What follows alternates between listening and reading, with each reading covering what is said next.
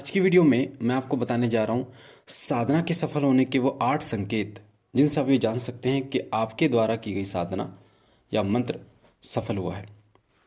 चंद्रग्रहण गया है अभी और चंद्रग्रहण पर बहुत सारे बच्चों ने साधना की है, बहुत सारे बच्चों ने मंत्र सिद्ध किया है।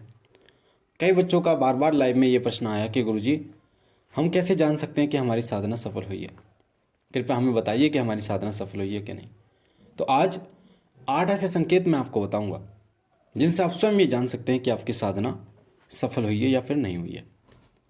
अभी 12 तारीख को दीपावली है, 12 नवंबर 2023 को, और दीपावली पर बहुत सारे बच्चे साधना करेंगे, मंत्र सिद्ध करेंगे, हनुमान चालीसा को सिद्ध करेंगे, काली चालीसा को सिद्ध करेंगे।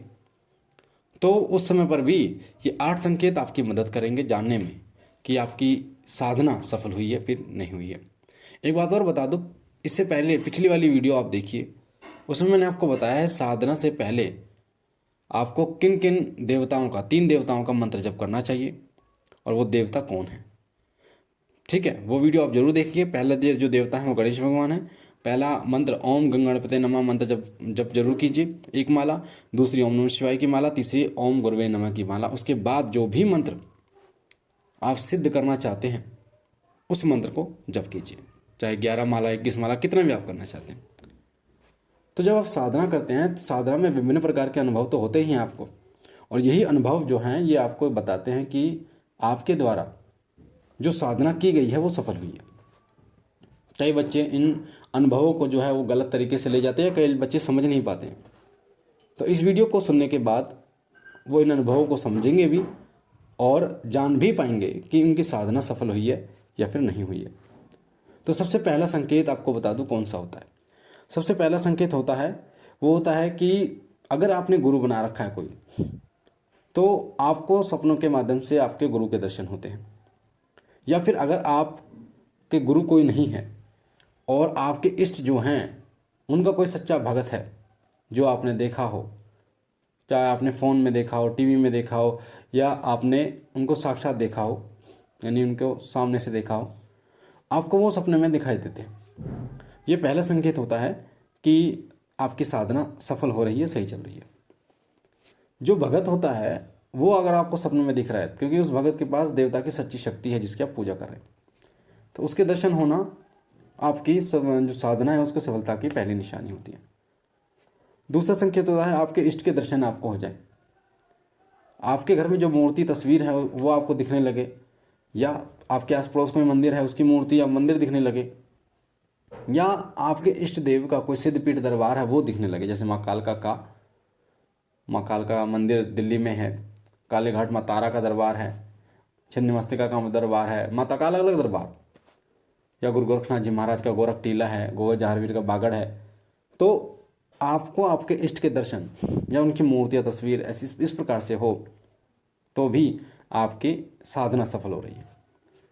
तीसरा संकेत होता है कि जब भी आप साधना करते हैं और जब साधना में कोई ऊर्जा निर्मित होती है, यानी आपके मंत्र जाप के द्वारा ऊर्जा उत्पन्न होती है, उस ऊर्जा के सबसे पहले टच में जो आते हैं, सब स्पर्श में जो आते हैं, उसके पहले टच में जो आते हैं वो आपके पितर आते हैं।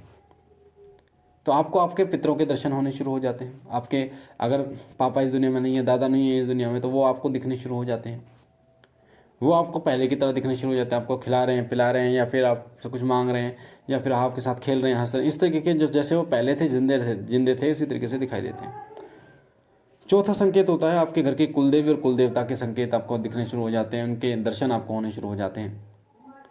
जो आपके घर के कुलदेवी और कुलदेवता हैं वो सपने में आपको दिखाई देने शुरू हो जाते हैं, और उनका मंदिर या फिर उनकी कोई तस्वीर या उनका सिद्धपीठ स्थान आपको दिखना शुरू हो जाता है। ये चौथा संकेत होता है, क्योंकि आपकी ऊर्जा के द्वारा, जो मंत्र जप की ऊर्जा होती है उससे द्वारा सबसे पहले टच में पितर आते हैं, फिर कुलदेवी और कुलदेवता आते हैं। ठीक है, तो ये चौथा संकेत। पांचवा संकेत होता है कि आपको अगर डरावने सपने दिखाई देते हैं आपको साधना के दौरान, और विशेष रूप से जब कोई आप तामसिक साधना करते हैं, उग्र साधना करते हैं, तामसिक नहीं, उग्र साधनाएं, उग्र देवताओं की साधनाएं, या उग्र तस्वीर या मूर्ति का पूजन आप करते हैं, तब आपके साथ ऐसा होता है कि भय का अनुभव होता है, डरावने सपने दिखाई देते हैं, कोई आपको मार रहा हो या फिर शमशान आपको दिखाई देता है। ये पांचवा अनुभव होता है, पांचवा संकेत आपको बताता है। छठा संकेत होता है कि आप पूजा के दौरान, साधना के दौरान, जैसे आप भोग दे रहे हैं या पूजा जल कर रहे हैं, तो आप किसी सामग्री को भूल जाते हैं। ये संकेत उस टाइम पे भी मिला था, आपको याद होगा, जब भगवान विष्णु ने भगवान शिव की पूजा करी थी 100 कमलों के द्वारा। 100 थे या पता नहीं 1000 थे, ऐसे थे उन कमलों के द्वारा। तो एक कमल जो है वो कम कर दिया था बाबा भोलेनाथ ने परीक्षा के लिए। तो भगवान विष्णु ने अपना नेत्र चढ़ाया था भगवान शिव को, क्योंकि उनको कमल नयन भी कहते हैं।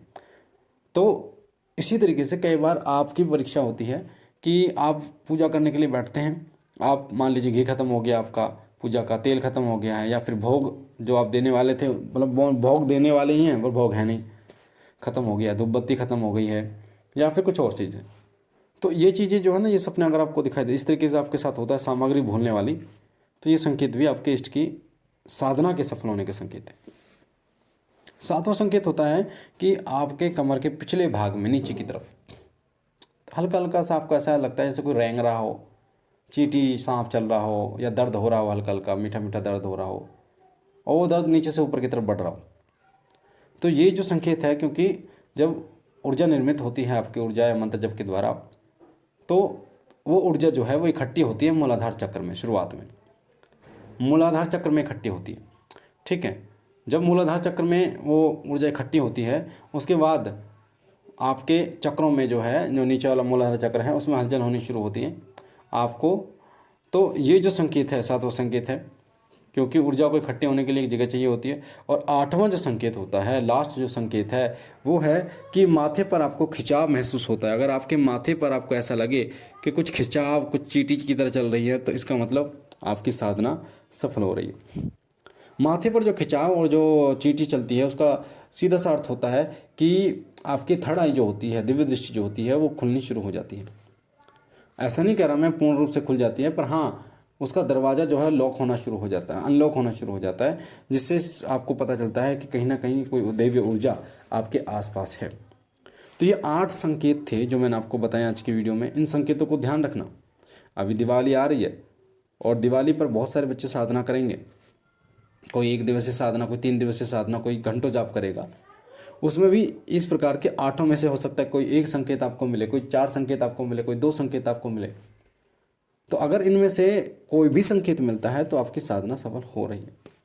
ऐसा नहीं कि 8 संकेत मिलेंगे तभी आप मानेंगे कि आपकी साधना सफल हो रही है।